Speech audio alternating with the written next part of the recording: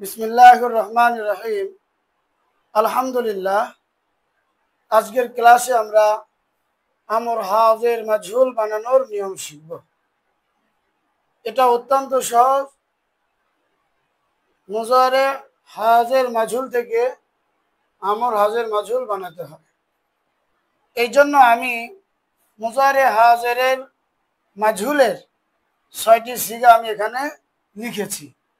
তুফালু, তুফালানে, তুফালুনা, তুফালিনা, তুফালানে, তুফালনা।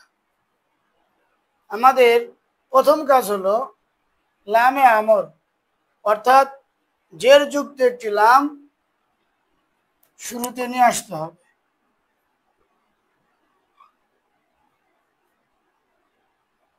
এরপরে লাম এসে জম্মাযুক্ত সিগাতে জজম দিবে, আর নুনের আবে যুক্ত সিগাতে নুনের আবে ফেলাই দিবে, আর নুনে মাবনির সিগাতে নুনে মাবনি আপন অবস্থায় বহাল থাকবে।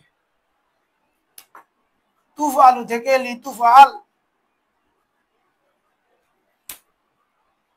তবে যদি শেষ অক্ষর হরফে ইল্লাত হতো, এখানে লাম হরফে সহি, এই যে লাম এসে শেষে জজম দিয়েছে, যদি শেষ অক্ষর হরফে ইল্লাত হতো তাহলে পড়ে যেত।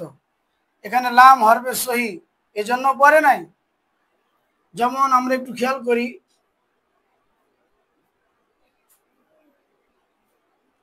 তুদা, এখানে তো আমরা লামে আমর আনি, হরফে ইল্লাত পড়ে যাবে, লিতুদা।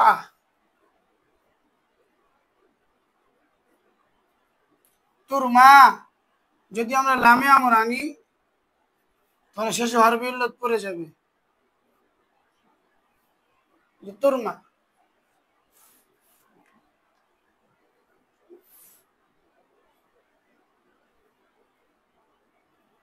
তুকশা, যদি লামে আমর আনি হরফে ইল্লাত পড়ে যাবে, তুকশা। তাহলে আমরা বুঝলাম লামে আমর এসে মুজারের জম্মাযুক্ত সিগাতে জজম দিবে যদি হরফে ইল্লাত না থাকে। হরফে ইল্লাত থাকলে পড়ে যাবে, আর হরফে ইল্লাত না হয় যদি হরফে সহি হয় তাহলে জজম হবে। আর নুনের আবে যুক্ত সিগাতে নুন বিলুপ্ত হয়ে যাবে, এই সিগাতে আলিফে ফাসলা হবে। আমি এখানে ইয়াটাকে সুন্দর করে লিখে দিলাম। আর নুনে মাপনি যেমন ছিল তেমনই থাকবে, তার মধ্যে কোনো রকম পরিবর্তন হবে না। তাহলে কি হলো? লিতুফাল, লিতুফালা, লিতুফালু, লিতুফালি, লিতুফালা, লিতুফালনা। আমর হাজের মাজহুলের অর্থ করার নিয়ম। মাসদারের অর্থের পর উচিত কিংবা শুরুতে যেন যোগ করে কৃত বা প্রাপ্ত বৃদ্ধি করা। মাসদারের অর্থের পর উচিত কিংবা শুরুতে যেন যোগ করে কৃত বা প্রাপ্ত বৃদ্ধি করা। যেমন লিতুমসার, তুমি একজন পুরুষের সাহায্য প্রাপ্ত হওয়া উচিত। অথবা এটার অনুবাদ আমরা আরেকভাবে করতে পারি, তুমি একজন পুরুষ যেন সাহায্যকৃত হও।